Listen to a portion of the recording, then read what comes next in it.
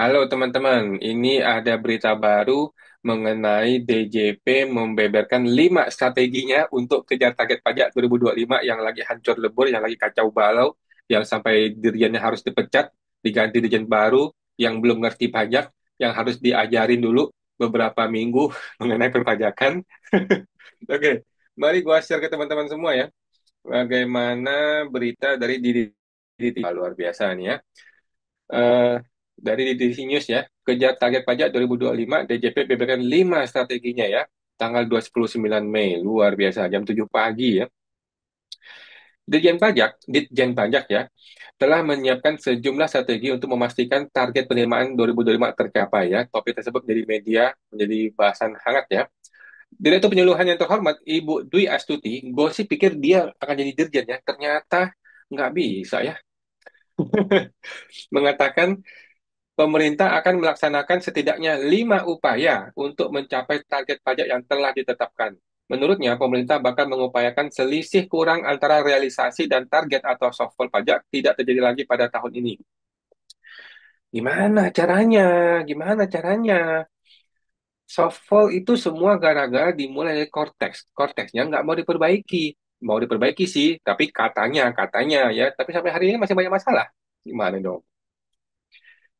Untuk mencapai target penerimaan pajak 2025, pemerintah akan melakukan upaya strategis. Yang pertama, Dwi menjelaskan langkah yang akan dilaksanakan JJP dalam mencapai target, yaitu pertama ya, memperluas basis perpajakan melalui intensifikasi dan ekstensifikasi. Ini gue setuju ya. Jadi intensifikasi itu yang di dalam digarap, ekstensifikasi itu yang di luar digarap, yang di luar kebun binatang ini ya, yang belum dapat NPWP, dibikin NPWP, kemudian digarap gitu. Cuman masalahnya adalah apakah intensifikasi dan ekstensifikasi akan memberikan kepastian hukum? Itu yang masih belum jelas. Yang kedua, apakah intensifikasi dan ekstensifikasi akan memberikan keadilan kepada wajib pajak? Jangan-jangan digarap dengan cara diintimidasi, dengan cara diancam, dengan cara diperas. Udah kayak preman dong kalau pemerasan. Tapi kan begitu kenyataannya di negeri Konoha, maksud gue ya, di negeri Konoha gitu. Nah, boleh-boleh aja intensifikasi dari dulu sudah begitu ya. Ini bukan strategi strategis ya namanya ya. Ini sama aja dari dulu juga begitu. Sudah ada yang namanya intensifikasi dan ekstensifikasi. Sekarang pertanyaan kita adalah warga masyarakat pengen tahu, lu bisa nggak kasih kepastian hukum? Lu bisa nggak kasih keadilan? Jangan sampai orang mau transparan, mau terbuka, mau merekam, tidak boleh transparan di kantor pajak. Mau jadi apa negara kita kalau begitu, Ibu Dwi yang terhormat? Yang kedua, mendorong tingkat kepatuhan WP dengan memanfaatkan teknologi sistem perpajakan. Oke, memperkuat sinergi, join program, serta penegakan hukum kepada wajib pajak. Oke, sekarang gue tanya, penegakan hukum ini apakah memberikan kepastian hukum atau tidak? Apakah memberikan keadilan atau tidak? Jangan sampai penegakan hukum maksudnya adalah menembak wajib pajak, maksudnya adalah menekan wajib pajak, memberas wajib pajak. Jangan sampai begitu dong maksudnya. Bagaimana maksudnya? Ya kan? Masih jelas nih, Ibu Dwi Astuti, penegakan hukum sih iya, tapi jangan cuma asal gemplang wajib pajak. Kita butuh kepastian hukum, kita butuh yang namanya keadilan. Jadi bukan cuma ngejar duit, bukan ngejar penerimaan negara, tapi memberikan keadilan kepada warga masyarakat. Itu Ibu Dwi Astuti yang terhormat, bisa nggak diberikan? Yang ketiga, menjaga efektivitas implementasi reformasi perpajakan dan harmonisasi kebijakan perpajakan internasional. Sekarang implementasi informasi perpajakan. Sekarang gue tanya, Cortex deh, Cortex. Sudah sampai mana, Bu, Cortex itu? Apakah ada audit internal? Kenapa itu LG CNS ditendang tahun 2023? Kalau nggak salah ya, di negeri Konoha, gue dengar begitu ya, isunya, nggak tahu benar apa enggak. Kenapa itu developer sama ditendang? Kenapa source code-nya kita nggak punya? Bagaimana ceritanya lu bisa mengimplementasikan informasi perpajakan kalau lu tidak punya source code-nya? Cortex itu. Coba, gue tanya lagi deh, gue tanya. Di sistem pajak sudah bisa terbitkan STP, bisa terbitkan SKP, bisa terbitkan surat pajak. Pertanyaannya, kita ini mau kirim surat kepada Anda bagaimana caranya? Gua mau komunikasi sama AR, sama pemeriksa pajak. Bagaimana caranya? Bisa nggak pakai digital? Saat ini kan belum bisa. Padahal di sistem Cortex dibilang semuanya mau digitalisasi. Sekarang gue minta pertemuan audiovisual aja, pemeriksa nggak mau, kita ketir dia, nggak berani dia pertemuan audiovisual. Gimana ceritanya, Ibu Dwi Astuti? Kalau mau informasi perpajakan secara digital, ayo dong. Boleh dong kita komunikasi dua arah. Lu kasih gua STP, boleh dong gua balas pakai surat di dalam sistem ini juga. Di sistem Cortex itu juga. Bisa dong kita komunikasi dua arah di Cortex. Sekarang nggak bisa. Sekarang kan bisa lu doang kasih kita surat, lu doang yang kasih bilang kita bersalah, kita nggak bisa membela diri di Cortex. Bagaimana dong Ibu? Yang keempat, memberikan insentif perpajakan yang semakin terarah dan terukur. Gue setuju ini ya. Tetapi kan dari zaman dahulu sudah ada ini, Bos. Ini bukan implementasi strategis 2025. Dari zaman dahulu sudah ada memberi insentif perpajakan yang semakin terarah dan terukur. Tetapi apa hubungannya dengan penerimaan pajak? Apa hubungannya dengan ini bisa menaikkan penerimaan negara 2025? Nggak ada hubungannya, Bu. Jaga sebong main golok, Bu. Kelima, mendorong penguatan organisasi dan SDM sejalan dengan dinamika perekonomian. Apa maksudnya? Apa definisinya? Dari dulu kan sudah ada organisasinya. Dari dulu sudah ada SDM-nya. Apa yang mau dikuatkan? Dari dulu sudah begitu kok. Pemirsa pajak begitu. AR begitu. Apa yang mau dikuatkan? Selama ini yang terjadi adalah masyarakat tidak dapat kepastian hukum. Satu undang-undang bisa dibantah sama PMK, dibantah sama SE, dibantah sama ini, lari kemana-mana. Intinya WP bersalah. Gitu loh. Intinya AR sama pemeriksa pajak mencari-cari kesalahan wajib pajak. Dia mencari bahkan sampai ke undang-undang atau ke PMK yang dia nggak pernah tahu sebelumnya. Si pemeriksa pajak nih bisa menyalahkan kita pakai hukum yang dia sendiri belum pernah tahu sebelumnya itu ada hukumnya. Gimana wajib pajak, Bapak Ibu? Ibu Dwi Astuti, pemeriksa pajak aja nggak tahu itu hukum ada sampai dia temukan ketika pemeriksaan. Gimana kita wajib pajak? Gimana? Nggak ada kepastian hukum. Dan tidak ada keadilan, Bu. Nggak ada keadilan. Bagaimana bisa keadilan? Orang nggak ada, contoh-contoh nih ya, orang punya hutang, pemegang saham nih, tapi nggak ada bayar bunga. Lu paksa bayar bunga. Di mana keadilannya? Di mana keadilannya, Ibu? Aduh. Jadi ternyata teman-temannya, dari 5 strategi ini, tidak ada satupun strategi yang namanya memberikan kepastian hukum bagi wajib pajak. Tidak ada satu strategi apapun yang namanya memberikan keadilan kepada wajib pajak. Yang ada adalah penegakan hukum kepada wajib pajak menurut suka-sukanya si oknum petugas pajak. Mampus kita semua ya. Tapi itu di negeri Konoha, teman-teman ya. Kalau di negeri Indonesia pada bagus dengan hukumnya ya. Melalui 5 strategi ini, Dwi meyakini DJP akan mampu menjaga penerimaan tetap on track dan tidak mengalami softfall pada tahun ini. Itu ngomong doang. Pertanyaan gue adalah, kalau tidak kesampaian, lu tanggung jawab nggak? Gimana, Ibu Dwi? Gimana tuh Pak Bimo? Tanggung jawab nggak? Apakah mau ditendang seperti Surya Utomo? Tapi dikasih jabatan sebagai komisaris dulu, ya kan?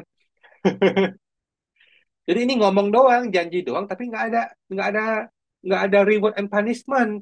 Sedangkan kita wajib pajak dijagain dengan reward, nggak ada reward sih, tapi punishment, punishment and punishment.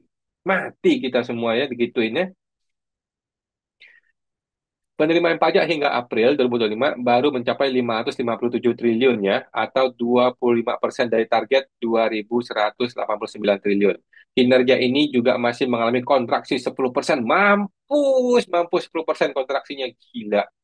Semua dimulai gara-gara Cortex. Barang sampah, korek sampah yang dipaksakan dijalankan di 2025 ini. Sementara pada 2024 penerimaan pajak tercatat hanya senilai 1.932 triliun ya, atau 97% dari target Undang-Undang APBN. Oke. Shortfall tersebut terjadi setelah penerimaan pajak mampu melampaui target 2021-2023. Selain soal optimalisasi penerimaan pajak, ada pula ulasan terkait dengan pengawasan WPOP yang memiliki penghasilan besar. Selain itu, terdapat pembahasan mengenai PKP yang dibolehkan untuk mengkreditkan pajak masukan dengan masa pajak maksimal 3 bulan ya, pada Per 11 yang terbaru ini ya. Berikut ulasan berita perpajakan selengkapnya ya. Pengawasan WPOP berpenghasilan besar. DJP terus melakukan pengawasan kepatuhan ya pajak terutama kepada orang kaya atau yang memiliki penghasilan besar dan terkena lapisan tarif PPh-OP sebesar 35%. Staf ahli Menkeu bidang kepatuhan pajak Yon Arsal mengatakan DJP melaksanakan pengawasan kepatuhan material kepada orang berpenghasilan besar ini melalui SPT tahunan yang telah disampaikan. Menurutnya, pengawasan secara intensif terhadap WP diperlukan untuk meningkatkan penerimaan negara. Nggak ada hubungannya, bos. Nggak ada hubungannya. Pengawasan intensif yang benar adalah memberikan kepastian hukum dan memberikan keadilan. Itu loh. Bagaimana upaya kami meningkatkan penerimaan pajak bagi wajib pajak yang terkena lapisan 35%? Kami mengawasi. Lah, ngapain diawasi? Sudah 35%, bos. Sudah paling tinggi, bos. Ngapain diawasi lagi? Sudah paling tinggi tarifnya 35%. Masa lu mau naikin lagi? Ini nggak nyambung nih omongannya si orang pajak ini nih. Kami mengawasi bahwa yang dilaporkan oleh WP itu adalah benar. Ya, nggak nyambung tuh. PKP boleh mengkaitkan PPN masukan hingga 3 masa berikutnya ini sudah kita tahu semua lah ya di per 11 ini dan sudah memang sesuai hukum begitu ya. Memang Cortex aja yang error sejak awal itu ya. DJP bakal cek validitas NPWP dalam SPT. Oke, ini sudah betul ya. Memang sudah betul di pasal 103 ya. Mengecek validitas NPWP sebelum dilakukan penelitian atas SPT. Oke. NPWP dinyatakan valid dalam hal NPWP tertera pada SPT telah sesuai. Ya udah memang betul. Kemudian per 11 pertegas ketentuan pembulatan pada era Cortex. Nah, pembulatan teman-teman tinggal baca aja lah ya. Pembulatan ke dalam rupiah penuh dilakukan dengan ketentuan sebagai berikut. Kurang dari 0,5 kosong, maka bila bilangan itu dibulatkan ke bawah. Oke? Atau sama dengan atau lebih dari 0,50, maka dibulatkan ke atas. Oke? Kalau dulu kan semua dibulatkan ke bawah tuh. Kalau sekarang 5 kosong dan seterusnya itu dibulatkan ke atas. Berarti kan 49 dan sebelum dan di bawahnya dibulatkan ke bawah. Ya memang harus begitu seharusnya. DPR dorong penguatan insentif pajak untuk kerek konsumsi 2026. Oke, oke. Ini DPR ya? Beberapa fraksi DPR mendorong pemerintah mengoptimalkan pemberian insentif pajak untuk menjaga konsumsi masyarakat. Kalau gue sih terus terang punya prinsip yang berbeda ya. Kalau gue sih berprinsip orang nggak usah dikasih insentif pajak. Orang tuh dikasih lapangan pekerjaan. Orang tuh dikasih kenaikan gaji. Dengan begitu otomatis konsumsinya bertambah gitu loh. Kalau lu kasih insentif, orang tuh nyaman. Orang merasa nyaman, dia merasa insentif itu memang haknya dia. Kemudian ketika insentif itu dicabut, dia kelabakan, dia bingung gitu ya. Orang marah. Nah ini yang menyebabkan menurut gue sebaiknya orang nggak usah dikasih insentif perpajakan. Biarlah orang belajar bahwa income dia itu harus dipotong pajak dan pemotongan itu adil bagi semua orang termasuk diri dia sendiri. Begitulah orang mesti belajar perpajakan. Tapi kalau dia dikasih insentif, dia menjadi berpikir, oh gua nggak usah bayar pajak gitu kan, penghasilan gue segini. Akhirnya dia merasa nyaman dan dia punya mindset untuk tidak bayar pajak. Itu yang menurut gua nggak bagus ya. Oke, ini fraksi Golkar nih ya menyatakan dukungan udahlah kita nggak usah bahas-bahas DPR ya. Gua rasa DPR sejauh ini sejauh ini belum bisa mewakili kita ya. Masa sidang DPR sama sudut umum tutup untuk umum padahal pakai uang rakyat ya. Tapi ya sudahlah ya. Oke teman-teman itu aja.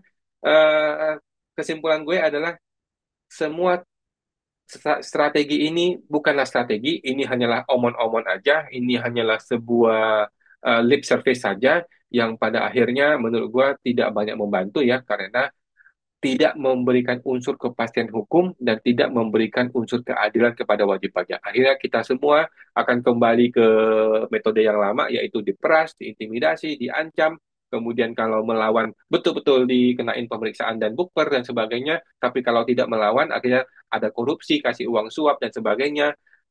Ya udah begitulah negeri Konoha ya. Tapi Konoha teman-teman ya, kalau Indonesia mah nggak ada yang begitu. Oke teman-teman, sampai jumpa lagi, semoga terbantu.